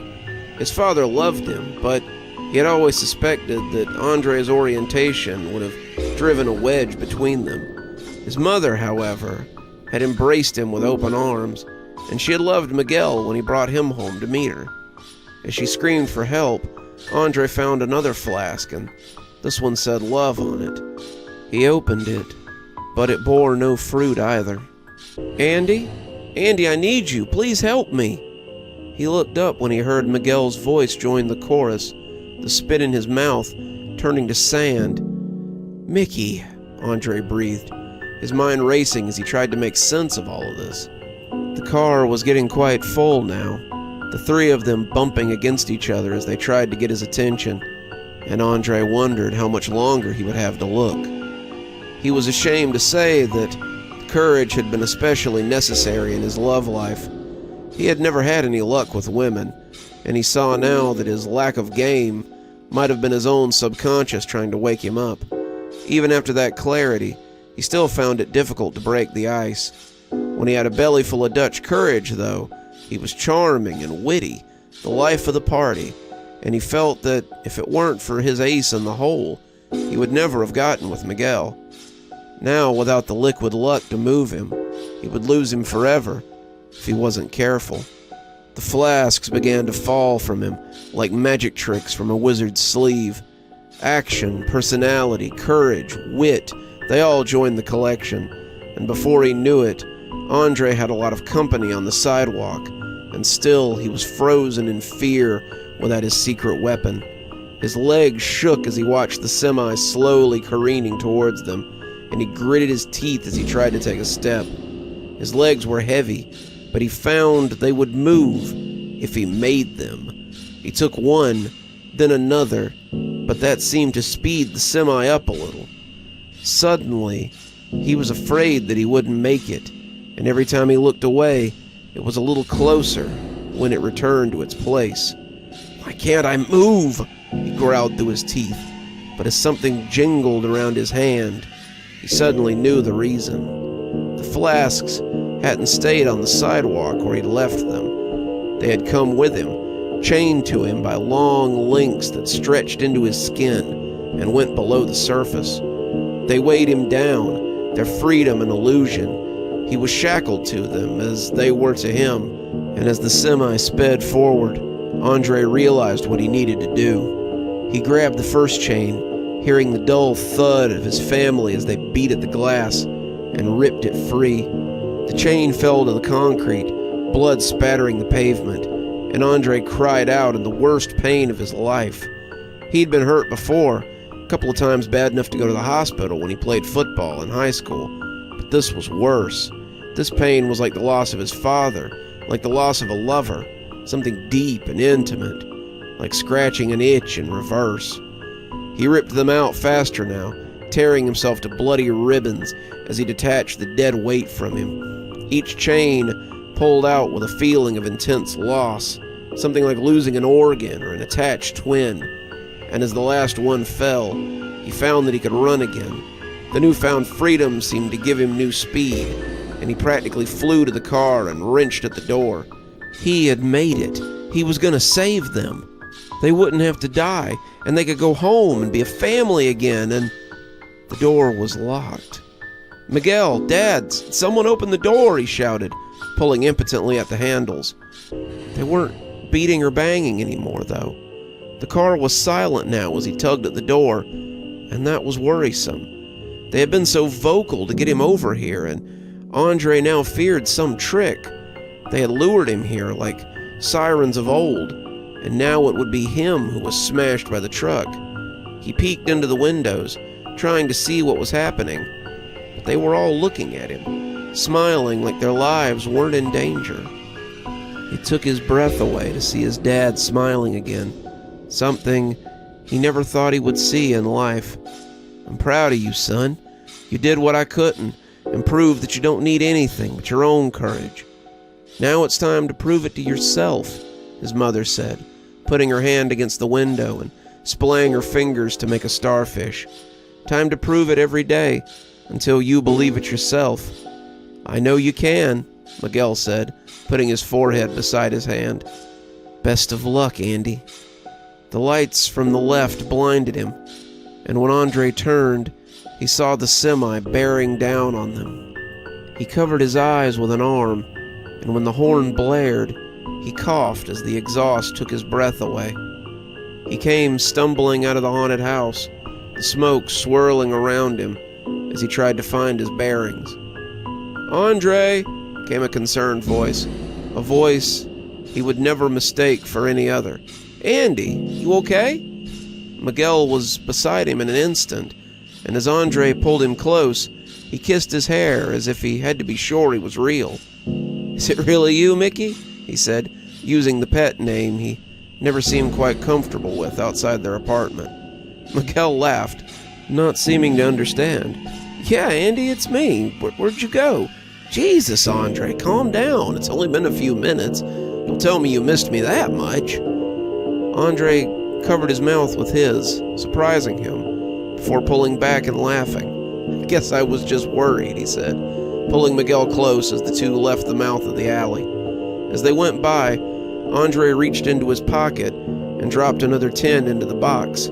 "So generous," Miguel teased.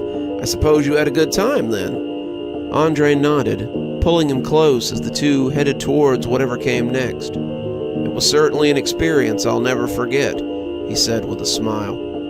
The barker grinned as he looked into the box, seeing the 10 spot wrapped around a battered old flask that Andy had left behind as well.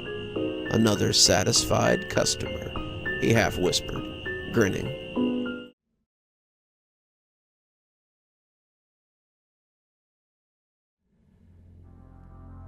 Delilah moved up the sidewalk, looking behind her as she went. She was so pretty tonight, so full of vim, and Gavin just couldn't stop himself from following her. He'd been following her for months now, despite her clear discomfort and requests for him to stop.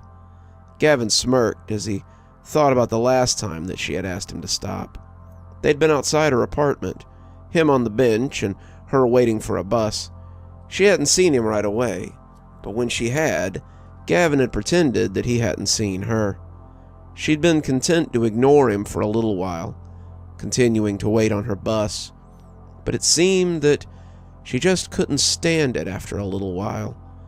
He had found it hard not to smirk as she came walking up, trying to act tough, but looking so unsure of herself. "Gavin, I've tried to be nice to you, but if you keep doing this, I'm going to get a restraining order." He laughed at her. She was just so clueless. "Why do you play these games, Delilah? You know a restraining order wouldn't stop me, and we both know that you won't get one." She had blushed, cheeks turning as red as a tomato, but Gavin saw that she couldn't hold his stare. She tried to act tough, but they both knew she loved the attention. When she'd been hired at the warehouse, it had been love at first sight. She had looked so cute in her little apron and her glasses, and he had attached himself to her right away. She had been grateful at first for his help. She had thanked him for helping her learn the ropes and introducing her to the other people there. She had acted flattered by his casual flirting, but acted shy when he had touched her arm or shoulder. She hadn't told him no, not right away, but then he had escalated a little too quickly. He had arrived at her bus stop with coffee, offered to ride with her to work, and had randomly shown up at hangouts that she was having with her friends. She always accepted it good-naturedly, but Gavin had apparently misjudged the situation. Gavin wasn't blind, of course. He had noticed how shy she was when he stood close as they talked, or the way she stammered sometimes when he surprised her, the way she often stepped away when he tried to stand too close, and it was something that made him grin.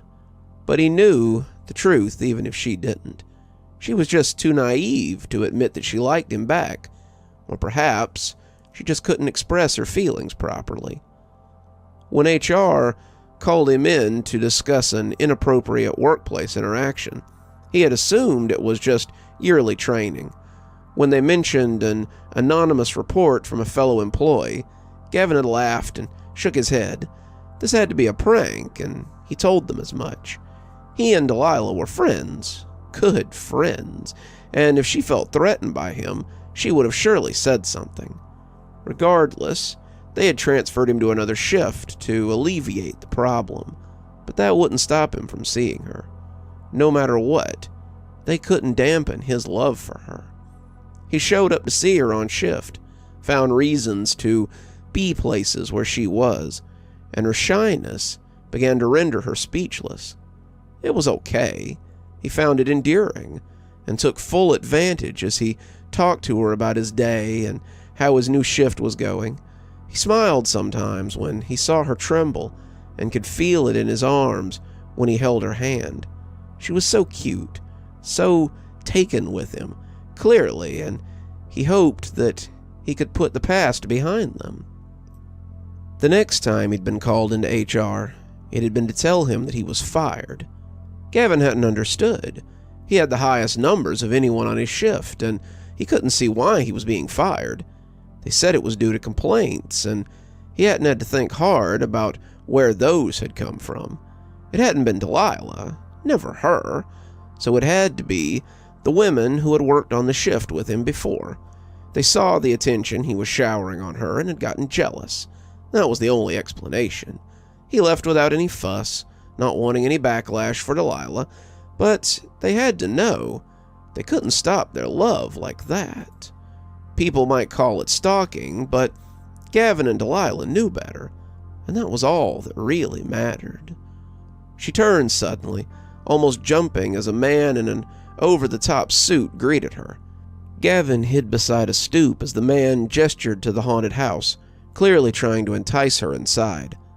Delilah looked back fretfully, probably afraid that Gavin would lose her, but when the man said something to her and spread his arms out to indicate the attraction, his love smiled wide and nodded strenuously as she reached into her purse for the entry fee.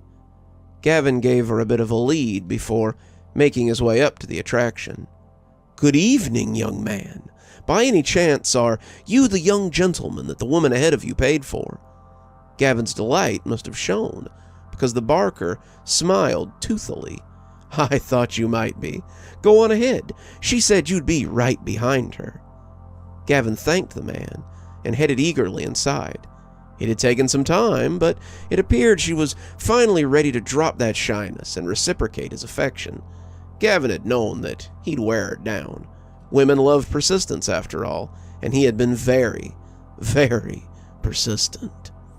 He coughed a little as he walked into a cloud of smoke, his lungs burning a little as he swirled within the fog of rotten eggs and old sweat. To his surprise, he came back out onto the street, stepping out the front door again as the barker continued to cry out for the attraction. "Excuse me," Gavin asked as he approached the man. "What's the big idea? Is this some kind of—" When the barker turned, however, Gavin took a step back in surprise. The barker's face had become his own. "Oh," he said suddenly, looking enchanted as he took a step forward. "It's you." His voice was enamored, taken completely by surprise, and his attention was unnerving. His eyes, Gavin's eyes, were laser-focused on him, and Gavin felt their attention like bugs on his skin. The barker was getting closer, his tongue worrying at his lips, as he came much too close to Gavin. Gavin had never felt this level of scrutiny before in his life, and it was more than a little off-putting. "I wonder, would you like to have dinner with me?" the barker asked. "I know a great place down the road that serves sushi. We can get anything you like. Anything at all." Gavin took a step back. The suited man who was wearing his face had gotten much, much too close, and suddenly Gavin felt sure that he wanted to be anywhere but near this strange man. No thank you," Gavin heard himself say. "I think I have somewhere else to be. Excuse me." He started backing up, but that hardly discouraged the barker. His hands came out in front, greedy claws that longed to grab, and as Gavin ran, he could hear the man's boots clumping behind him. He was on the sidewalk now, pushing past people as he ran. He didn't have a clear destination in mind, but the situation was so strange that he wasn't sure what to do. He could see other people turning to mark his retreat, and he was just as surprised when he saw that they looked like him as well. He stood amongst a crowd of himself, their piggy eyes locked onto him as he ran from the barker, and when many of them began to move in his direction, he felt a swell of terror rising inside of him. They wet their lips, smirked like wolves sighting a chicken, and fell in behind him like they meant to slowly stalk him into submission. As they gathered, he heard them whispering to him, and the things they said made his skin crawl.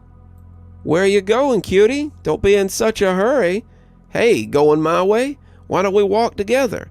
I bought you a coffee. Want to share a cab?" As the crowd behind him grew, he was haunted by his own face as it swam up out of the crowd. It was almost like his presence spawned more of the doppelgangers, and as he ran, he felt hounded by them. What was going on? Was he still somehow in the haunted house? There was no way that this was happening. No way that he was being trailed by a group of his own copies. He couldn't imagine what was happening, but he knew that he didn't like it. He tripped over a bit of uneven sidewalk in his haste, and as he went down, he hissed as he scuffed his palms. The mob was slowly stalking him, coming up carefully as if trying not to be seen, and when someone offered him a hand, Gavin took it with a thank you. Their voice sounded normal, or at least not like a copy of his, and he glanced back as the strong arm pulled him to his feet. "Think nothing of it. Say, they aren't bothering you, are they?" the Good Samaritan asked, his voice taking on a spookily inquisitive tone. "Why don't you come with me? I'll help you get away. We can get some coffee, and you can tell me all about yourself." Gavin's face fell as he turned back to find his own grinning face leering at him, and he pushed him aside as he began to run. The helpful bystander stood smirking after him before the crowd enveloped and assimilated him. Gavin was looking frantically for an escape when he saw the bus pull in up ahead. The doors were open, and Gavin thought that if he could just get on board, then maybe he could lose them. They were still making their slow, careful way behind him, and it seemed that every person they encountered on their way to him became another face staring back at him with that same wet smirk. How had he never noticed how creepy that was? How had he never recognized how piggish his eyes were? Had he ever believed himself beautiful? Truly. The longer the mob followed him, the more he realized why Delilah had been trembling so often. It wasn't shyness or anticipation. Gavin was hideous, and she was terrified of him.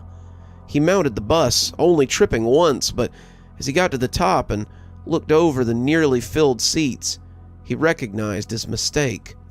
He saw his face reflected by every man, every woman, every child, and even by the baby in the arms of the rider as they turned to regard him. He turned to run, but the doors closed in his face, the driver trapping him with this latest group. "Where's your find, good-looking?" Gavin barreled through the sliding doors, popping them open with a slight chuff of breaking joints, and was running in a blind fear now. He had to escape, had to get away, but to his horror, he saw a new group rising up to block him, as he neared the movie theater he had so often gone to. He stopped, looking for a way out, but they offered none. Nowhere to go, cutie. Nowhere to hide. If you didn't want so much attention, then you should have spoken up. You knew this was inevitable. Only a matter of time. A matter of time. A matter of time. He screamed as their words broke over him, looking to the sky as if expecting a deus ex machina to come and deliver him from the mob. This was some sort of cosmic punishment, he supposed, some sort of lesson he had to learn about how to treat others. He'd wake up outside the haunted house or in his bed, and he'd learn that he shouldn't stalk people, or how people weren't just objects for him to pursue. "I'm sorry," he yelled. "I've learned my lesson. Let me—" But they buried him then. They pushed him beneath their bulk, their bodies pressing in on him, and as they tore him to pieces, he screamed in agony. They ripped him limb from limb, yanked out his eyes, his tongue, separated all of him as their revenge. The whole time, he was surrounded by those wet, leering grins, and it was a mercy when he was blinded by their inquisitive fingers. Even though he couldn't see their faces, they were burned into his mind, and they followed him into darkness before a blinding light brought him back again. Gavin blinked, unsure of what to make of this, but coughing as he came back to himself again. He was back in front of the haunted house, back together again, and as he stood up, he smiled happily. It was just like Ebenezer Scrooge before him, and Gavin knew the lesson here. He was done stalking Delilah. He would never bother her again. He knew what it felt like now, and she would never see him ever again. He would leave town. He would go so far away that she would never have to worry about seeing him. For the rest of his days, he would strive to— "You okay, cutie? It's always nice to see you smile." His face fell as he heard his own voice mimicked back to him, and he turned to find the man in the very familiar suit. He screamed as the crowd began to circle him again, and when he came to this time, he was already running. Delilah peeked out the front door to make sure that he was gone before she timidly walked out of the haunted house. The nice man on the sidewalk had offered her a place to hide, but when he had told her that he could take care of the situation, she hadn't known what he meant. Was he going to talk to Gavin? Was he going to hurt him? She hated feeling like a deer constantly being chased, but she was just too nice to speak up. Gavin was a creep, but no creepier than her older brother had been. It almost seemed like something was punishing her when she left the sphere of influence, owned by her big brother, only to fall into another predator's hunting ground. The barker looked up as she walked towards him, smiling at her as he offered her the money that she had given him back. "You have nothing to fear, miss. He won't bother you any more." Do you promise?" she half whispered, not believing it could be true. "I do," said the barker, offering her a smile and a bow of his own. Delilah nearly wept, but instead of taking the money, she handed him a 20 and told him to keep it. "It's well worth it to be rid of my constant shadow," she said, practically skipping as she disappeared back into the crowd. The barker smiled. "Another satisfied customer," he said, looking back at the entrance before whispering, "Well, one, anyway."